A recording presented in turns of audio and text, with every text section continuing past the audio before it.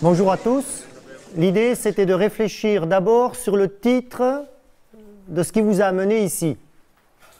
Alors, je l'ai mis en grand. Voilà. Donc, est-ce que quelqu'un pourrait me dire pourquoi il est là? Ouais, pour en savoir un peu plus sur les couverts végétaux. D'accord.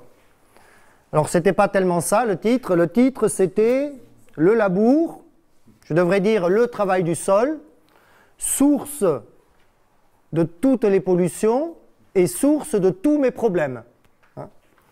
Alors, on va naviguer avec ça. On commence à comprendre que le débat, il va être avec le végétal. On a appelé ça le génie du végétal pour le programme agro. Le programme agro, il va s'adresser à l'ensemble de la profession agricole pour leur dire un truc très simple. Couvrez les sols, vous le protégerez et vous produirez. D'accord? Et quand vous allez protéger le sol, vous allez protéger l'environnement. Donc les couverts végétaux, fatalement, vont rentrer là-dedans. Alors voilà, on fait des trucs, je suis un pauvre homme, voilà, et je fais des trucs. Je fais quoi? Je fais le record du monde de labour. Je fais le concours de labour, par exemple. Et puis, on a battu le record du monde. Donc j'ai un tracteur qui a tourné 24 heures sur 24. Alors on ne vous a pas fait la photo, là, du camion-citerne qui a suivi le tracteur. Parce qu'il y en avait un. D'accord? Et puis, quand on y va et qu'on mesure et qu'on analyse ça, c'est un regard de nos agronomes américains qui ont mis au point toutes nos pratiques sans travail du sol. Et donc, eh bien, on s'est labouré 210 hectares en 24 heures. Allez, 2 fermes comme celle à monsieur Jean-Christophe Badi. Et puis, j'y vais, 27 cm de profondeur, 9 mètres de large, j'arrête pas aller-retour comme un malade. Et puis, on a calculé qu'à chaque fois que je fais ça, je relargue 419 ou 420 tonnes de CO2 dans les 24 heures qui ont fait ce truc-là. Hein, c'est-à-dire à peu près 110 tonnes de carbone sont perdues à l'hectare par ce simple travail. On devrait dire par ce travail très compliqué. Parce que là, il y en a du savoir et de l'ingénierie. Hein. Et donc, on est un petit peu inquiet parce qu'on est dans une phase où on va parler de changement climatique et d'effet de serre. Et quand on surveille ce débat, déjà on avait les nitrates, le phosphore, la perte de biodiversité, l'érosion, les pesticides dans l'eau. D'accord? Et puis maintenant, on va avoir la perte de carbone du sol, parce que certains commencent à dire que l'agriculture est responsable et le plus grand émetteur de gaz à effet de serre, bien avant l'industrie du pétrole. Et bien là, on est mal, parce qu'il arrive une nouvelle tuile. Et la tuile, elle est liée à l'ingénierie que j'ai mise en place pour faire ça. Parce que ce qui est mesuré là, c'est la réalité. Effectivement, je perds le carbone. Et ce carbone, on commence à deviner qu'il va me mettre dans une très grande précarité énergétique et productive. Et puis on fait des choses. En fait, je n'aurais pas dû commencer par ça. Voilà. Qu'est-ce que je dois voir réellement? Ben, je vois un tracteur au milieu d'un champ. Mais je devine que ce champ, il est immense et que c'est la seule biodiversité qui circule dans cet espace. Et en plus, il y a un pulvé. Alors on pourrait mettre de l'engrais, on pourrait mettre n'importe quoi avec ça, on pourrait faire des traitements biodynamiques tout autant. Voilà. Mais j'ai un problème, je vois rien. Et puis je continue, il pleut. Sur cette terre nue, il tombe de l'eau. Et ensuite, j'ai des problèmes. Ça commence à faire des ornières, ça fait de la bouillabaisse, ça coule au coin du champ. Alors je fais une photo à Gimont. Eh bien, ma rivière, c'est un véritable torrent de boue. Mais ça, je ne m'en inquiète pas, c'est normal. Pour commencer le programme agro, il y a eu une anecdote. À l'agence de l'eau, j'ai pris machinalement la petite revue qui nous indique le travail fait par l'agence de l'eau. Et il y avait une grande photo sur la première page qui était une inondation. Puis je regarde ça, je dis tiens, c'est bizarre. Elle est vraiment bizarre la photo. Donc je prends le petit bouquin, je le mets le magazine sous le bras et je vais au rendez-vous.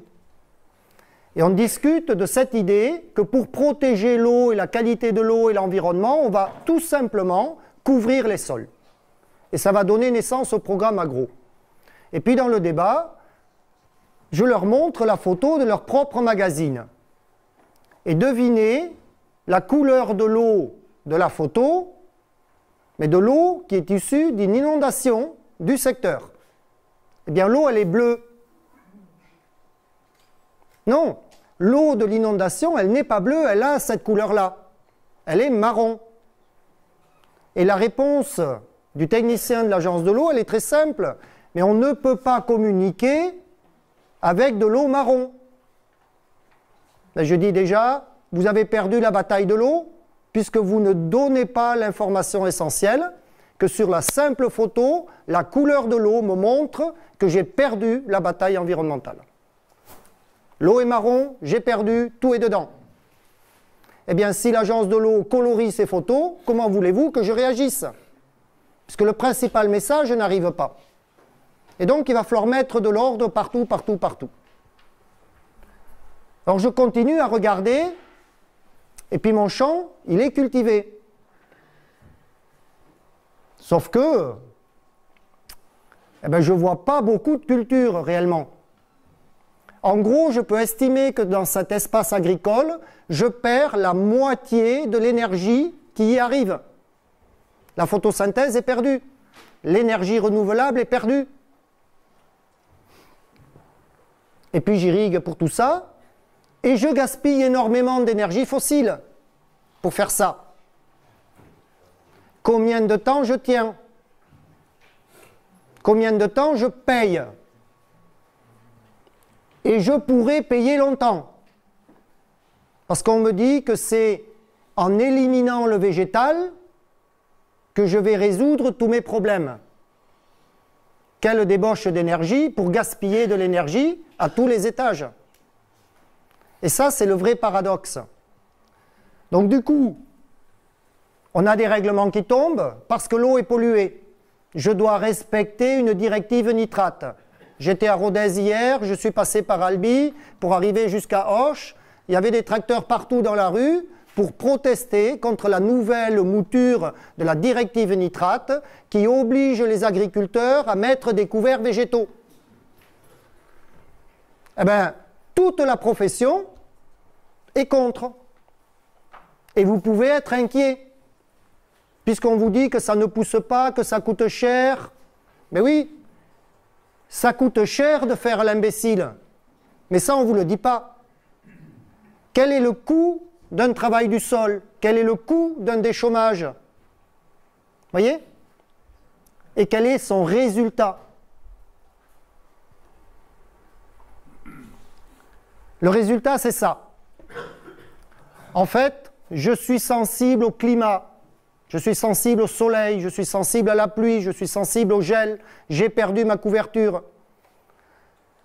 Mon sol va se dégrader, je perds ma matière organique, il va se compacter, il n'y a plus de végétal, il devient imperméable. Si je mets un phyto, c'est comme du goudron. Ça se lave instantanément et ça va dans la rivière. On trouve du phyto très simplement. On mesure après 10 mm de pluie. On recherche 200 molécules et on en trouve 100. Et sur les 100, il y en a 30 au-dessus du seuil réglementaire. Et dans les 30, il y en a 7 qui sont 5 fois le seuil. Et 5 interdites. Ça veut dire qu'on y trouve du phyto qu'on ne met plus depuis 20 ans. De l'atrazine, par exemple. Ça fait 15 ans bientôt que c'est interdit. Donc on est très très très inquiet. 10 mm d'eau et j'ai tout ça dedans. Ça veut dire que tout est lavé instantanément. Donc l'eau ruisselle, l'érosion, et puis finalement, je perds la fertilité organobiologique de mon affaire. J'ai plus de rotation, j'ai plus de succession, le sol est toujours nu, il n'est jamais couvert. Je perds la biodiversité, et tenez-vous bien, on nous a vendu un concept admirable. Je veux faire de l'agriculture écologiquement intensive avec des pratiques qui dégradent et qui détruisent l'environnement. On m'a fait croire qu'avec un outil, je ferais de l'AEI. Eh bien, on était médusés, nous agriculteurs et nos collègues, quand on a écouté ça. Non, pour faire de l'agriculture écologiquement intensive, je dois avoir de l'écologie intensive. C'est quoi ce truc-là? Mais c'est sûrement pas des sols nus. Et donc, derrière inflation de coûts, on parlait du maïs tout à l'heure, 150 quintaux de maïs qui vont me coûter 30 € tonne à sécher, et plus j'augmente le rendement, plus ça va me coûter cher. Et quand je vais avoir un bilan carbone, parce que j'aurai des malins qui auront d'autres solutions pour cultiver, eh bien je ne pourrai même plus vendre mon maïs parce que le leur sera meilleur en impact environnemental global. Donc on est très inquiet de la suite de l'agriculture qui veut faire de la protection de l'environnement avec des techniques qui ne le permettent pas. Et donc mon travail d'agriculteur, c'est de réfléchir différemment. En fait, qu'est-ce qui se passe quand j'interviens avec un outil? Parce qu'il faut comprendre que le premier problème, c'est l'outil. J'ai un marteau, je peux construire une maison, je peux enfoncer une pointe, je peux faire un meuble, mais je peux tuer quelqu'un. En fait, l'outil, c'est le drame parce que je dois avoir le bon usage. Sauf que j'ai acheté un tracteur et on ne m'a pas donné les bons usages du tracteur. On ne m'a pas donné les bons usages du pulvérisateur ou de la molécule ou de l'engrais ou du végétal. D'accord? Et donc, l'outil va me poser des soucis. Lequel? On a l'habitude de dire que la forêt ou la prairie, ce sont deux systèmes végétaux qui protègent l'environnement. Ça doit être vrai puisque dans tous les captages Grenelle, on va enherber. Voilà, si on n'arrive pas à protéger l'eau avec l'agriculture, la loi du Grenelle 2 a dit « dehors l'agriculture et on sème de l'herbe et terminé ». Pourquoi une plante qui est pérenne sur le sol et qui pousse tout le temps protège l'environnement? Eh bien, pour comprendre, il faut se poser la question « que se passe-t-il quand on l'enlève ?» Et ce qui se passe, c'est ça. C'est une véritable spirale de dégradation de l'environnement qui est toujours démarrée par un outil. Première étape, j'ai une forêt, mais j'y mets pas de la chimie. J'y mets d'abord une tronçonneuse, puis un bulldozer. OK? Et ensuite le ripper, parce que les racines pourraient peut-être encore m'embêter. Donc je fissure tout ça, j'arrache tout ce qui traîne. Et ensuite, je passe une charrue pour niveler quand même. Et puis le mixeur, la herse rotative. Et comme je viens de tout déménager, qu'il n'y a plus rien, et que j'ai tout détruit, je sème une graine et elle ne pousse pas. Parce que c'est les mauvaises herbes qui vont plus vite, pour tout un tas de raisons. Elles viennent réparer ce que je viens de détruire. Eh bien, je suis obligé de mettre de l'engrais pour que ça pousse et de tuer ma mauvaise herbe qui pousse trop vite. Conclusion, on accuse le dernier travail que je fais, c'est-à-dire le désherbage, et l'intrant que j'amène pour que ça pousse, responsable de tous les problèmes environnementaux, alors qu'on a oublié qu'on avait passé la tronçonneuse, le bulldozer, le ripper, la charrue, la herse, la bineuse, éventuellement, et que ça, ce n'est pas un problème. Non. Quand j'enlève l'outil et que je me mets dans le monde du végétal, eh bien, le végétal couvre le sol et il n'y a pas de souci. Alors regardez l'étape de dégradation qui va suivre mes outils. Donc j'ai tout mis à nu, j'ai tout détruit, il n'y a plus rien. Donc le premier truc que je perds, c'est la fertilité biologique du système, c'est-à-dire le recyclage de la matière organique est perdu parce qu'il n'y a plus de matière organique et je viens de détruire le sol qui est recyclé. Donc je perds la biodiversité, puis la fertilité organobiologique naturelle. Je suis obligé de compenser par un intrant, des farines de plumes, des ammonitrates, de tout ce que vous voulez. Il faut mettre quelque chose pour que ça pousse. Donc ça me coûte de plus en plus cher. Le carbone et la matière organique du sol, vous divisez en 2 en 20 ans le capital initial. Donc ça va où? Ben, c'est le CO2 qui va dans l'air. C'est des gaz à effet de serre. Et donc, à un moment donné, quand la matière organique est perdue, ça commence à devenir dur comme du béton. Donc je travaille de plus en plus, j'achète de plus en plus de chevaux. Ben oui, les tracteurs, on est passé de 50 à 200 chevaux. J'ai même trouvé 600 chevaux dans une ferme. Parce qu'en fait, la dent qui décompactait le sol, il fallait en mettre. Et plus il allait profond, plus il avait besoin de chevaux. Jusqu'où? Ben en fait, jusqu'à la faillite. Et donc, à un moment donné, le sol se compacte. Vous allez faire de l'imperméabilisation, l'eau ne s'infiltre plus, elle ruisselle, elle emmène tout. Et donc, vous perdez l'eau. Et quand vous perdez l'eau, qu'est-ce que vous faites? Eh bien, on irrigue. Donc, ça veut dire qu'on vide la nappe encore plus, mais elle ne se remplit plus, et on la perd encore plus vite. Ben là, je vous garantis que c'est chaud. On considère sur le bassin Adour-Garonne qu'on a des bassins versants à sec. C'est-à-dire qu'on ne renouvelle plus la ressource. Elle est perdue pour de bon. Or, tant qu'il pleut, ça va tenir à peu près sur le fil du rasoir, mais le jour où on a une vraie sécheresse, non seulement vous ne pouvez plus irriguer, mais il n'y a plus rien qui poussera. Donc vous êtes dans le désert. Et donc, à ce stade-là, eh ben, vous avez tout perdu, y compris le rendement. Alors quand je suis, je ne sais pas où, dans ma boucle de dégradation de l'environnement, eh bien je constate que j'ai aussi un cycle de dégradation du revenu qui suit. Plus je suis en bas du système, plus ça me coûte cher et moins je gagne de l'argent. Et donc, comment je fais pour résoudre tout ça? Eh bien, je suis obligé d'aller voir ce qui se passe au-dessus, c'est-à-dire dans la forêt et dans la prairie, quand la plante couvre le sol. Alors, on regarde des sols qui sont couverts et on les compare avec des sols qui ne sont pas très couverts. En gros, où je fais de la monoculture de maïs, à droite et à gauche, j'ai de la monoculture de maïs.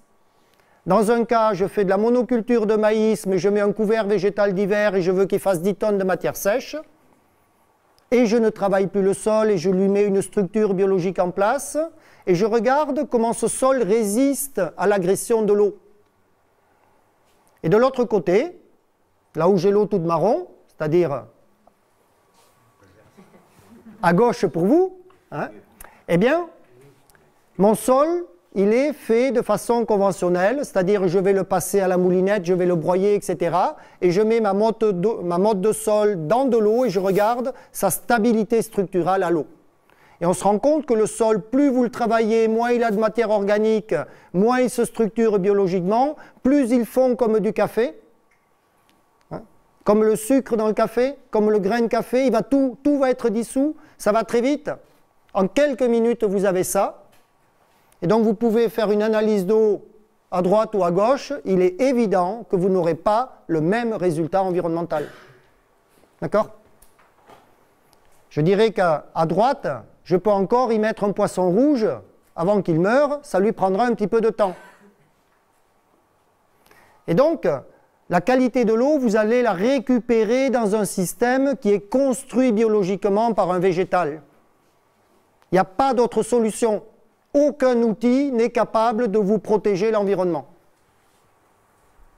Alors comment ça marche? Mon sol est dégradé, l'écosystème se remet en place, le roi de l'écosystème c'est un arbre, il pousse tout seul et c'est la plante qui fait le plus grand rendement du monde, avec rien. Alors, des plantes pionnières, des annuelles qui poussent très vite, qui font une litière, qui couvrent le sol, on répare le sol, et on a toutes les pionnières qui arrivent, les orties, les ronces, les bouleaux, et puis les chênes là-dedans. Et ensuite, le chêne y gagne. Et quand la chaînée est en place, c'est propre, c'est stable, et c'est le système qui a le plus gros rendement du monde végétal avec 0 intrant. Eh bien, en agriculture, je suis incapable de produire 10 tonnes de matière sèche à l'hectare avec rien. Voilà, c'est ce que fait mon arbre. Et il permet tout le reste. Et donc, il y a des règles dans la nature qui sont intangibles. Partout où je regarde, j'ai du végétal sur la terre. Le sol, il est toujours couvert, jamais travaillé. Point. Eh bien, dès que je fais l'inverse, toujours nu et toujours travaillé, je vais perdre la bataille de l'énergie, de l'environnement, de la production. Un sol nu ne produit rien. C'est évident, sauf qu'on ne l'a pas tout à fait compris. Deuxième étape, eh bien la plante, qu'est-ce qu'elle fait? Elle fait le rendement maximum. Quand on vous dit qu'il ne faut pas produire de rendement avec les végétaux, c'est une erreur fondamentale. Je dois chercher le plus gros rendement, parce que plus j'ai de biomasse, plus je peux nourrir le sol, plus je peux nourrir la biodiversité, plus je peux reconstruire des stocks de matière organique, plus je peux mettre en route un cycle de fertilité. Donc c'est biodiversité maximale, rendement maximum, photosynthèse permanente. Et moi je prends ce que j'ai besoin. Ce n'est pas tout, c'est ce que j'ai besoin, parce qu'une partie doit rester dans le système, tout sera recyclé. Et donc ce système-là, moi agriculteur, je dois le copier. J'ai des technologies qui me permettent de le copier. Alors ça marche comment? Voilà votre modèle. Produire, consommer, recycler. Quand je fais de la biomasse, je récupère du CO2 dans l'air. Est-ce que vous avez beaucoup de CO2?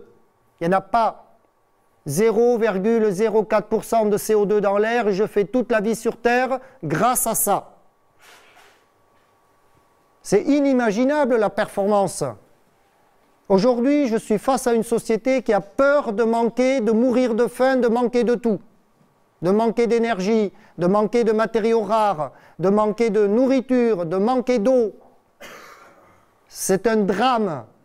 Et je vois que j'ai devant moi un truc que je vois tous les jours, que je ne comprends pas, et qui fait un truc simple. Avec rien, toute la vie sur Terre est possible. Je suis inquiet. On veut de la croissance, non, ça ne marche pas. Alors de la décroissance, ça pourrait ne pas marcher beaucoup mieux. Ben là, c'est le rendement maximum. Et il y en a toujours assez. Avec rien, je fais tout. Produire, je séquestre du carbone. Voilà, ça marche comme ça. Je séquestre le carbone, le CO2 de l'air. Il n'y en a pas, il faut le remettre tout de suite. Donc j'ai un consommateur de végétal qui arrive, une biodiversité associée. Je mange des végétaux pour polluer. Dès que je cause, que je respire et que je mange, je pollue. Je recrache du CO2. Toute la biodiversité associée au végétal pollue pour remettre à tout prix du CO2 dans le système parce qu'il n'y en a pas. En fait, vous êtes en face d'une machine extraordinaire qui, grâce à ce cycle produire, consommer, recycler, rien ne se perd, rien ne se crée, tout se transforme tout le temps, eh bien vous ne manquez jamais de rien. Et ça, c'est l'exemple que vous devez prendre pour la société, parce que c'est la durabilité de la société qui est là-dedans. Si vous voulez ne jamais manquer, vous devez tout recycler. C'est simple. Mais pour que ce soit recyclable, il faut que ce soit éco-conçu. Eh bien, l'agriculteur, il a une chance inouïe. C'est un matériau 100% éco-conçu. La matière organique est biodégradable à 100%. Et le sol, là-dedans, il faut l'imaginer, comme on le disait dans la parcelle tout à l'heure, c'est un super tube digestif qui va ingérer de la matière fraîche et de la fibre, des feuilles, des racines, etc.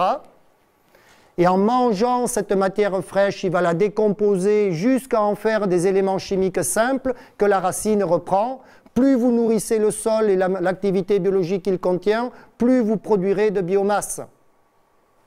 Et donc là-dedans, je dois faire attention à couvrir le sol, à le nourrir correctement. Et on pense que le sol que vous aurez demain, il devra recevoir au moins 50 tonnes de matière sèche à l'hectare et à l'année, si vous voulez récupérer de l'auto-fertilité. Or là, je vous fais peur. Non, vous avez les racines, vous ne les avez jamais comptées dans votre bilan de production. D'accord? Mais quand je sais faire 20 tonnes de matière sèche avec un couvert, il y a encore 10 tonnes de racines. Ça fait 30. Et la culture me laisse des racines, encore 10 en plus. Et si je laisse la paille, ça fait encore 10. Donc ça fait 50. Eh bien, quand le sol va commencer à digérer 50 tonnes de matière sèche, vous allez avoir de vraies surprises. Vous allez doubler le rendement au-dessus. Et donc, on a oublié que la machine, elle était un petit peu infernale. Elle va jusqu'au maximum de ce que son écosystème lui permet, c'est-à-dire le facteur limitant, le manque d'eau, la pluie, le beau temps, le froid, etc. Mais partout où je regarde, le végétal couvre le sol et fait le mieux possible. Et donc, c'est la loi du rendement maximum avec le minimum d'intrants qui va s'imposer. Et puis ça, c'est le végétal qui va vous y aider. Alors globalement, la solution agro, on l'a posée sur la table. C'est tellement évident, c'est tellement simple que quand je vais couvrir le sol, tout va suivre. Non seulement il n'y aura plus d'érosion, mais en plus je vais commencer à recycler ce qui fuit. Donc quand je récupère des nitrates, ben, je vais me les retrouver quelque part un jour. Hein? Donc je pourrai en profiter. Et donc je vais commencer à nourrir, il va y avoir de la biodiversité. La biodiversité explose, c'est pour ça qu'on commence à la mesurer, mais elle n'explose pas au bord du champ. Ce qui m'intéresse, c'est qu'elle soit dans le champ. La biodiversité, elle est partout. Quand j'ai des limaces dans le champ, je ne dois pas trop compter sur le carabe du talus. Non, il faut que le carabe soit à côté. Et pour ça, il doit avoir une maison en bon état. En fait, ce système-là, comment il marche ce sol? Le sol, c'est un tube digestif, mais c'est d'abord une maison. Cette maison, elle est structurée, elle est stable, elle est solide, elle est collée avec de l'humus, de la colle, d'accord? Et donc, cette maison, elle héberge énormément d'habitants et de biodiversité qui consomment la matière organique fraîche. Qu'est-ce que je fais quand je suis vivant? Eh bien, j'ai 4 grandes fonctions vitales. La bactérie aussi. Les dinosaures ou les éléphants, pareil. Je respire, je mange, je digère et je fais caca. Eh bien, le sol, il fait exactement la même chose. Il va manger de la paille, des feuilles mortes, des racines, qu'il va digérer, et puis il va faire un gros caca qu'on appelle l'humus, qui est la colle humique. La merde, ça colle. Oui, dans la stabule, c'est les bottes, il faut les laver. Hein. Et donc, cette colle, elle vient structurer, coller le sol, lui donner sa stabilité. On stabilise la maison pour que les êtres vivants là-dedans puissent y vivre correctement. Et ensuite, quand les premiers êtres vivants, les ingénieurs du sol ont bien tout construit avec les champignons et mis de la colle partout, arrivent qui? Des bactéries qui sont des mangeurs d'excréments, qui vont transformer les excréments en N, P, K, CA, Mg, etc., que la racine reprend. C'est comme ça que ça marche. Et donc, à un moment donné, dans ce système-là, il va y avoir 0 fuite. Parce que je sais stocker et je sais minéraliser. Donc, votre sol, c'est une unité de recyclage, ça marche comme un tube digestif, c'est une maison qui est bien construite, qui est stable, qui a plein d'habitants, qu'il faut nourrir, tous les jours je mange, tous les jours je digère, parce que quand je ne suis pas nourri, je meurs de faim.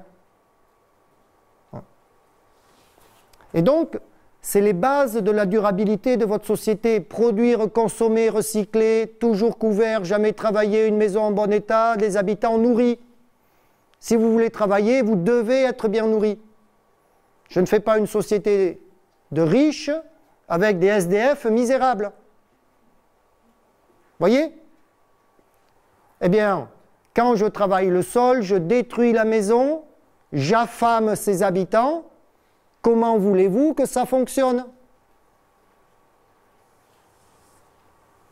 Donc il est évident qu'en couvrant les sols, vous allez y arriver. On a plein de technologies qui sont arrivées. Je peux semer directement, je peux récolter. On a des machines performantes et on a des technologies qu'on ne connaît pas, qui s'appellent le génie du végétal. Il y a du génie dans les végétaux. Voilà, on ne sait pas, nous agriculteurs, travailler avec les végétaux. C'est ça le drame. Je sais cultiver du maïs, je sais cultiver du blé, mais très très mal au final. Et donc, il va falloir apprendre dans les 20 années qui viennent à travailler avec le végétal, à faire du végétal un allié. Le végétal doit devenir le principal intrant. Alors ça donne quoi? On a fait des bilans, on les a envoyés à Paris, dans un dossier qui s'appelait la transition énergétique de la France. Regardez la transition énergétique de l'agriculture. Aujourd'hui, si je prends un système conventionnel avec des intrants et que je fais 7 tonnes de blé, eh bien, j'ai une production alimentaire en jaune. J'ai une production de paille qui fait du fumier, on l'a appelé fertilisant, en rouge. Et j'ai du carbone qui reste dans le sol, ce sont les racines, à peu près 2 tonnes. Et comme je mouline tout, je broie tout, j'exporte tout, eh bien mon sol, il s'appauvrit et il y en a de moins en moins. Et on s'est posé la question si l'agriculture était capable de récupérer du carbone, si elle était capable de produire plus. Ben, on a trouvé beaucoup plus de production que le système conventionnel, je vous le garantis. La première phase, c'est je couvre le sol tout le temps avec des cultures et des intercultures et des couverts végétaux. Voilà. Eh bien, ça me double quasi le rendement. Sauf que la moitié du rendement va rester au sol. Parce que je récolterai toujours que le blé ou le maïs. Donc je récolte toujours la même quantité de grains qui va à la société, mais j'ai de la biomasse supplémentaire qui pourrait faire de l'énergie renouvelable, ça s'appelle une CIV dans le jargon de l'ADEME, une culture intermédiaire à valorisation énergétique, pourquoi pas, mais pas à n'importe quelle condition, parce qu'on se rend compte qu'il va y avoir des tuiles. J'ai toujours de la paille qui pourrait faire du fumier, mais j'ai surtout 2 fois plus de racines et de carbone qui revient au sol. Voilà. Et donc, on a un gain carbone qui arrive. Et puis, on a continué, on a rajouté les arbres. Eh bien, quand vous rajoutez l'étage vertical, là où il ne vous embête pas dans un système de culture, eh bien, vous doublez quasi le rendement par rapport à la solution A, c'est sûr, et par rapport à la solution B, vous prenez 30 à 40% de plus. Donc, on a toujours la même production alimentaire, on a une production d'énergie sécurisée, on pourrait avoir toujours la même quantité de paille à sortir pour les litières avec le fumier, le lisier et compagnie. On a du carbone qui va se stocker dans les troncs, etc., dans les systèmes stables. Et on ajoute encore des racines en plus dans le système agricole. Et des feuilles mortes et des trucs qu'on ne sait pas. C'est-à-dire, on pourrait imaginer que toute la biodiversité qui évolue dans ce système-là, une abeille, quand elle mange du nectar ou du pollen, elle vient aussi mettre du carbone dans la parcelle parce qu'elle fait caca. Mais oui, combien de carbone ça représente, toute cette biodiversité qui vit là-dedans? Est-ce que quelqu'un sait la mesurer? Non. On pourrait le faire. Et donc on se rend compte que plus on va faire vivre du monde là-dedans, plus vous allez augmenter la performance carbonée du système. On avait des mesures sur les vers de terre, parce que c'est ce qui a été le plus mesuré, qui est le plus connu. Dans un champ labouré, je n'ai plus que 200 à 300 kg de vers de terre. Quand j'en suis à 1% ou 1,5% de matière organique et tout mouliné à fond, eh bien, il n'y a plus quasi d'êtres vivants dedans. Et les Canadiens nous ont dit des choses très simples. Quand on les a fait venir, parce que nos spécialistes, ils n'osaient pas trop toucher ce dossier-là au début. Eh bien, on a fait venir les étrangers, des choses simples. Le ver de terre, c'est votre étalon, et c'est le quart de toute l'activité biologique de votre système sol-plante. Donc 300 kg de vers de terre, 3 x 4, 12, 1,2 tonnes d'êtres vivants à l'hectare. Entre les vers de terre, les champignons, les bactéries, les carabes, les limaces et tout ce que vous voulez. Eh bien, une prairie, quand le système est stabilisé, toujours couvert, jamais travaillé, tout le monde bien nourri, eh bien, je trouve 3 tonnes de vers de terre. Et plus la prairie est vieille, plus il y en a, c'est-à-dire les prairies permanentes naturelles, par exemple de Normandie, 5 tonnes de vers de terre. Eh bien, 3 tonnes de vers de terre, multiplié par 4, ça fait 12 tonnes d'activité biologique, mais c'est du carbone stocké dans le cycle des êtres vivants. Et ce carbone, il est pris où? Il est pris dans l'atmosphère avec la photosynthèse. Vous nourrissez beaucoup de monde et vous en avez encore assez pour vous. Ça veut dire que ce qui se prépare avec cette nouvelle agriculture, c'est une vraie agriculture qui est la seule ingénierie de lutte contre le réchauffement climatique dès lors que vous en faites un puits de carbone. Et donc avec ça, plus de pollution et beaucoup de production. Et ça va être à construire. C'est le gros débat qui nous préoccupe à partir de maintenant.